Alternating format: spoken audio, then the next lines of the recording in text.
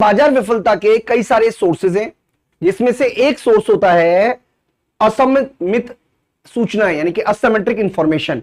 और asymmetric information जो है वो मार्केट फेलियर की एक वजह बनता है। तो सबसे पहले मैं आपको बता देता हूं कि असिमेट्रिक इंफॉर्मेशन क्या होता है, उसके बाद हम ये डिस्कस करने वाले हैं कि आखिरकार असीमित सूचनाओं की वजह से कौन कौन सी समस्याएं, कौन कौन सी प्रॉब्लम इकोनॉमी में पैदा होती हैं। देखिए, असिमेट्रिक इंफॉर्मेशन यानी कि असममित सूचनाओं का मतलब है कि किसी भी बाजार में जब आप कोई एक्टिविटी करते हैं, जब बाजार क्रिया करते हैं, कोई खरीदता या बेचता है, तो खरीदने और बेचने वालों के पास जब समान इंफॉर्मेशन नहीं होती है तो उसको बोलते हैं असिमेट्रिक या असममित इंफॉर्मेशन, सूचनाएं। यानी कि या तो विक्रेता के पास ज्यादा सूचनाएं होंगी या क्रेता के पास ज्यादा सूचनाएं होंगी।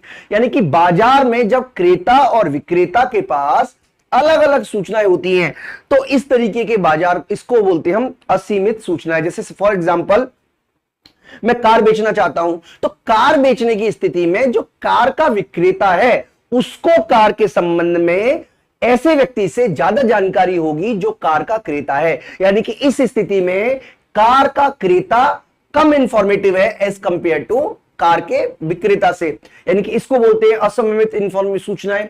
इसी तरीके से मान लीजिए कोई हेल्थ इंश्योरेंस बेच रहा है, तो हेल्थ इंश्योरेंस बेचने की स्थिति में जो हेल्थ इंश्योरेंस का क्रेता है उसको अपने स्वास्थ्य के बारे में ज्यादा जानकारी होगी। इसी तरीके से अगर कोई व्यक्ति लोन ले रहा है तो उसको अपने रिस्क के बारे में ज्यादा जानकारी होगी एज कंपेयर टू लोन देने वाले के। यानी कि जो इंश्योरेंस कंपनी है उसको कम सूचना है व्यक्ति के बारे में, और जो इंश्योरेंस कर रहा है उसको कंपैरेटिवली कम सूचना है, और जो इंश्योरेंस करवा रहा है उसको ज्यादा सूचना है। इसी को बोलते हैं असमित इंफॉर्मेशन। और ये जो असमित इंफॉर्मेशन है वो बाजार विफलता का एक कारण बनता है। यानी कि ऐसी स्थिति में जहां पर क्रेता और विक्रेता के पास इक्वल इंफॉर्मेशन नहीं होती है, बराबर सूचनाएं नहीं होती हैं, वहां पर सरकार के इंटरफेयर की आवश्यकता पड़ती है। यानी कि ऐसी स्थिति जहां पर क्रेता और विक्रेता अलग अलग होते हैं, दोनों के पास पर्याप्त सूचना नहीं होती है, वहां पर सरकार का इंटरफेयर की जरूरत पड़ती है, वहां पर आपको रेगुलेटर बॉडी लेकर आनी पड़ती है। इसीलिए हम कहते हैं बाजार विफलता का कारण होता है असममित सूचनाएं। यानी कि जब किसी सौदे से संबंधित सूचनाएं क्रेता और विक्रेता के पास भिन्न भिन्न होती हैं तो इसे असीमित नहीं, असममित इंफॉर्मेशन कहते हैं, सूचनाएं कहते हैं। असीमित सूचनाओं के कारण बाजार संबंधी सही निर्णय नहीं ले पाते और सरकार के हस्तक्षेप की आवश्यकता बनी रहती है। तो दोस्तों, चार वजह हैं, मतलब सब टॉपिक हैं जिसके अंदर हम ये टॉपिक डिस्कस करते हैं। तो सबसे पहला हम बात करने वाले हैं गुणवत्ता अनिश्चितता, जिसको हम विपरीत चुनाव या लेमन प्रॉब्लम के नाम से जानते हैं। तो वस्तु की गुणवत्ता के संबंध में जो अपूर्ण सूचनाएं होती हैं, यानी कि मार्केट में जो सूचनाएं अवेलेबल नहीं है, उसके से जो सबसे पहली प्रॉब्लम पैदा होती है उसको बोलते हैं लेमन प्रॉब्लम, जिसको कि जॉर्जी एक्लोरोज ने इसको सबसे पहले विश्लेषण किया और उन्होंने इस समस्या को बोला लेमन प्रॉब्लम। और लेमन प्रॉब्लम का जो बेसिकली कंसर्न है वो ये है कि खराब वस्तुएं अच्छी वस्तु को बाजार से बाहर कर देती हैं। यानी कि जो लेमन है वो पीच को मार्केट से बाहर कर देते हैं।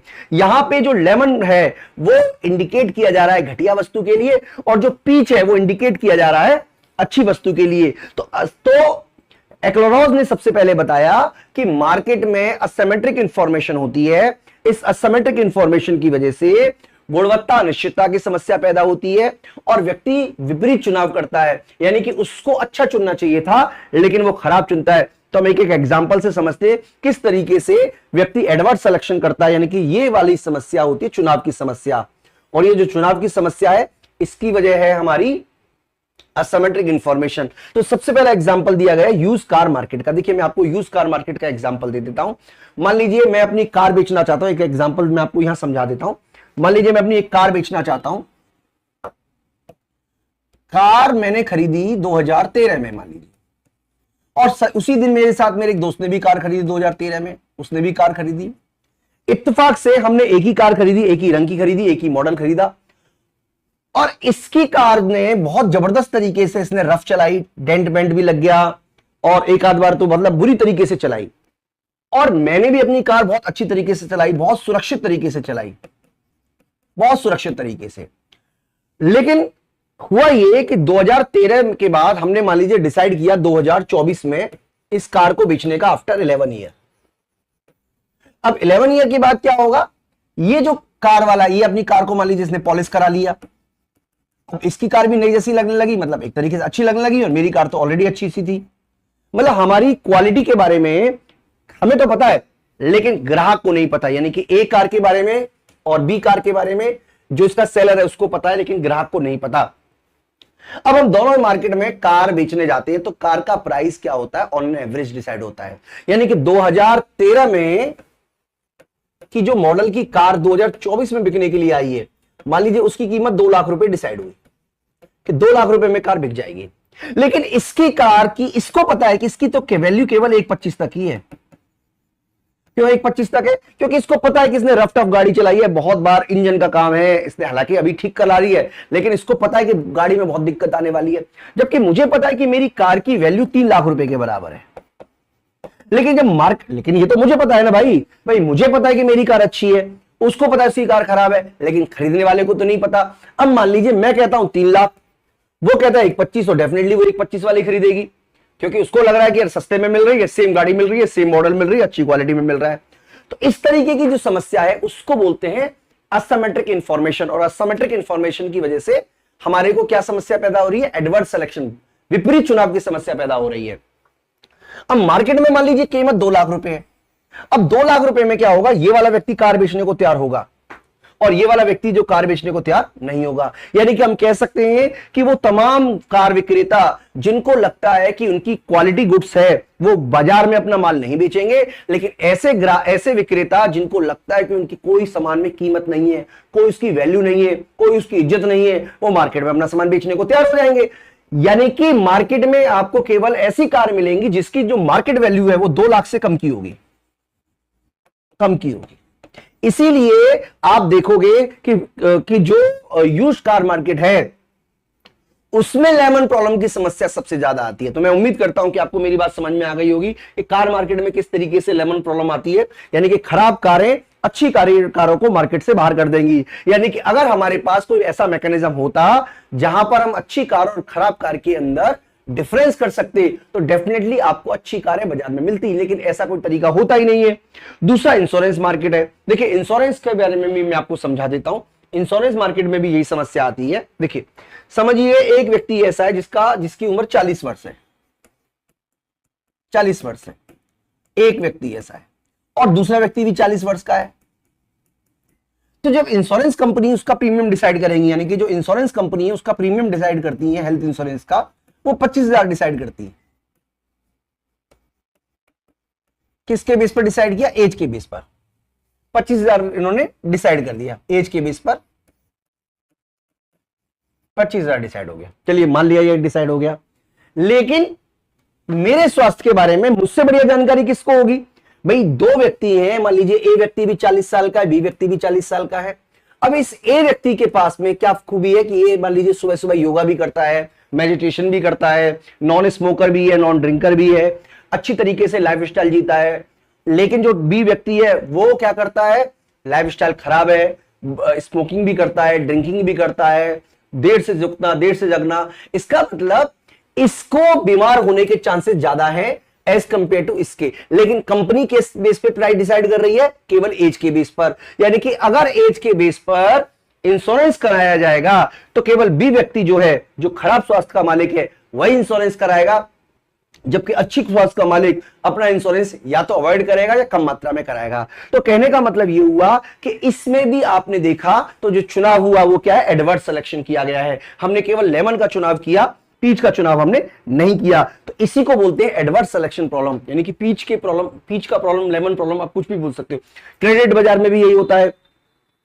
एक व्यक्ति ऐसा है जिसका क्रेडिट हिस्ट्री बहुत अच्छी है, एक ऐसा, सर हिस्ट्री की तो बात ही मत करो, चलो एक व्यक्ति ऐसा है जो क्रेडिट में डिफॉल्टर है, लेकिन मुझे पता है कि मैंने कितने डिफॉल्ट किए। भाई आदत वाले की आदत नहीं जाती है। अगर किसी व्यक्ति ने पास्ट में डिफॉल्ट किया है तो इस बात की बहुत अधिक संभावना है कि वो फ्यूचर में भी डिफॉल्ट करेगा।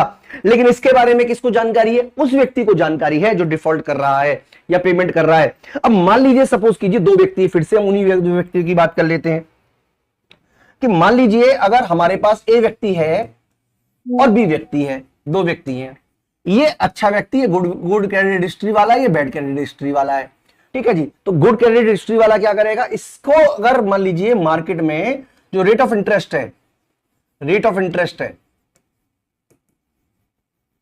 मान लीजिए 15% है, तो ए नहीं लेगा लोन, उसको लगेगा यार 15% मुझे तो बहुत महंगा पड़ेगा, क्योंकि उसको पता है कि उसे वापस करना है। लेकिन बी कहेगा भाई 15 की जगह 25 ले, मुझे तो वापस करना ही नहीं है, 25 की जगह 35 ले, 40 ले। इसका मतलब यह हुआ कि ऐसे लोग ही बैंक से लोन लेंगे जिनकी क्रेडिट हिस्ट्री खराब है, डिफॉल्ट करने के चांसेस ज्यादा है। यानी कि हाई रेट ऑफ इंटरेस्ट, अगर मान लीजिए दोनों के बारे में जानकारी होती, दोनों के बारे में बैंक को जानकारी होती, हालांकि बहुत तरीके हैं उनके बारे में भी आगे डिस्कस करेंगे, लेकिन अगर बैंक को जानकारी दोनों के बारे में होती तो इससे 8% ले लेती, इससे 24% चार्ज कर लेती। लेकिन बैंक को सभी व्यक्तियों के बारे में समान रूप से सूचना नहीं होती, इसीलिए इस तरीके की जो समस्या है जिसको हम बोलते हैं लेमन प्रॉब्लम, वो हमारे सामने आती है। मैं उम्मीद करता हूं कि आपको बात समझ में आ गई होगी। यानी कि असीमित सूचनाओं के कारण अच्छी वस्तुएं बुरी वस्तुओं को बाजार से बाहर कर देती हैं, यानी कि बैड गुड्स जो है वो अच्छी गुड्स को मार्केट से बाहर कर देती हैं, जिसको कि हम लेमन प्रॉब्लम के नाम से जानते हैं। यानी कि लेमन प्रॉब्लम का मतलब है कि मार्केट में आप जाओगे, आपको केवल लेमन मिलेंगे, पीच आपको मिलेंगे नहीं, इसको बोलते हैं लेमन प्रॉब्लम। इसका समाधान है बच्चों, एक तो सबसे पहला है निजी सूचनाओं का एकत्रीकरण, यानी कि प्राइवेट इंफॉर्मेशन। बहुत सारी एजेंसीज हैं जो क्रेडिट के बारे में जानकारी देती हैं। आप कार लेकर जाओ, कार का पूरा इंस्पेक्शन करेंगी, हालांकि इसके लिए कुछ चार्जेस लेती हैं, लेकिन आपको काफी सारी सूचनाएं उनसे मिल जाएंगी। एक तरीका तो ये है। दूसरा गवर्नमेंट रेगुलेशन, देखिए गवर्नमेंट बहुत मार्केट में रेगुलेट करती है, बहुत सारे क्रेडिट मार्केट को भी रेगुलेट किया, इंश्योरेंस मार्केट के लिए भी आपको पता है रेगुलेटर है। और ये रेगुलेटर का मतलब है जो सेलर है, जो इंश्योरेंस कंपनी है, कहीं वो तो धोखा ना दे, उसके लिए भी रेगुलेटर है। इसके अलावा बहुत सारे इंटरमीडिएट है। आप देखो बहुत सारी, जैसे मारुति ट्रू वैल्यू है। मारुति ट्रू वैल्यू क्या करती है, कार खरीदती है, कार खरीदने के बाद वो कार का चेकअप करती है, कार का चेकअप करने के बाद वो कार आपको बेच देगी। हालांकि कंपैरेटिवली जब वो कार का चेकअप करेगी, वो प्रोफेशनल है, तो ऐसा एक्सपेक्ट किया जा रहा है कि वो जो कार का चेकअप करेगी वो कंपैरेटिवली ज्यादा अच्छी तरीके से आपको चेक करके देगी।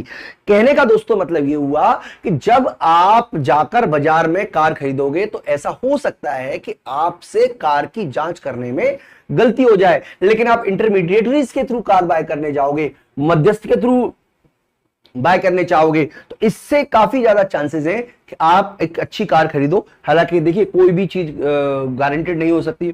इसके अलावा नेट वर्थ और कोलेटरल, जब आप किसी को लोन देते हो तो चाहे गुड क्रेडिट हिस्ट्री वाला हो चाहे बैड क्रेडिट हिस्ट्री वाला हो, आप उसकी जो वेल्थ है उसको कोलेटरल रख लो। जब आप उसकी वेल्थ को कोलेटरल रख लोगे, मान लीजिए आपने मकान दिया उधार, मकान को कोलेटरल रख लो, तो डेफिनेटली अगर वो डिफॉल्ट करता भी है तो उसकी वजह से उसका जो पेमेंट है उसको मतलब उसको तो करना ही पड़ेगा।